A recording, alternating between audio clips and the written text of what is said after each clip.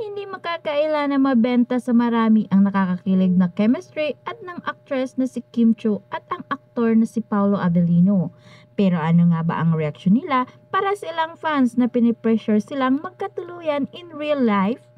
Ang sagot ni Paolo, bigyan sila ng oras na ma-enjoy na muna ang isa't isa, lalo na't kagagaling lang ni Kim sa isang relasyon. I get where they're coming from, like when you see people on screen that you want to work.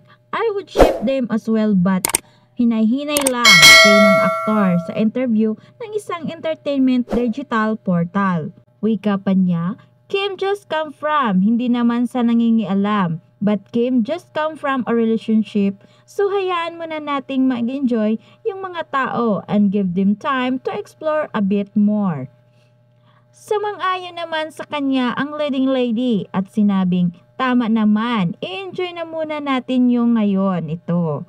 And then, very thankful din kami sa support na binibigay nila sa amin. Pagpa-trend, every episode. So, masaya kami na napapasaya namin sila, anya pa ng actress. Inamin din ni Kim na super happy siya sa naging pagtanggap ng madlang people sa tandem nila ni Paolo. Sino ba namang hindi kasi sa dami ng ginawa namin? Sana naman suportahan kami. Sobra din kaming happy, sambit ng Chineta Princess. Heret naman ni Paolo, I appreciate the time give to the show. It's not easy to keep tweeting or talk about someone you admire all the time on social media. So, I appreciate the time and effort that you've given us, mensahe niya sa fans. Kasunod niyan, tila inihayag ng dalawa na huwag ikonsiderang love team ang kanilang pagtatambal. Love team is very free pandemic, saad ni Kim habang tumawa. Kwento pa niya, as our producer says, production teams is other countries don't understand what love team is. They always ask what it is. Para raw sa kanya, mas prepare niyang tawagin sila bilang tandem or on-screen partners. Siguro parang nalipasan na siya sa salita because we are the right age to decide on what we want to do, on what path we want to take it showbiz, paliwanag ni Kim.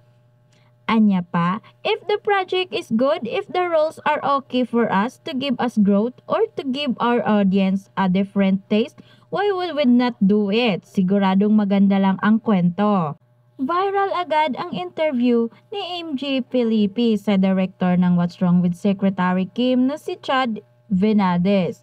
Tinanong kasi ng entertainment correspondent ng ABS Integrant News si Derek Chad tungkol sa mga bida ng series na sina Kim Chiu at Paolo Avellino. Umpisa pa lang ay inusisa na agad si Derek Chad tungkol sa intimate scene ng Kim Pao. Ayon kay Derek Chad, kinausap niya ang dalawa bida bago gawin ang eksena. Tinanong ko saan sila komportable at as much possible, ayun nga, na parang nandun na kasi kami sa point na characters na kung saan hindi makapapigil. They were both madly in love with each other, pahayag ni Derek Chad. Pero ang nagpakilig ng Kim Pao fans ay ang revelasyon ni Derek Chad na nagantayan ang dalawa na matapos ang taping ng isa't isa para sabay silang umuwi. Parang ano rin naman siguro yon, courtesy ni Derek. Ayon pa kay Derek Chad, hinatid ni Paolo si Kim sa car at saka sila sabay alis ng set. Tinanong din si MJ kung bakit hinihintay ni Paolo matapos si Kim. Sagot ni Derek Chad, as a gentleman yung si Paolo, kudos talaga, sobrang gentleman niya. Dagdag niya pa, si Kim din naman kapag alam niyang konti na lang yung kuko namin, she waits for Paolo.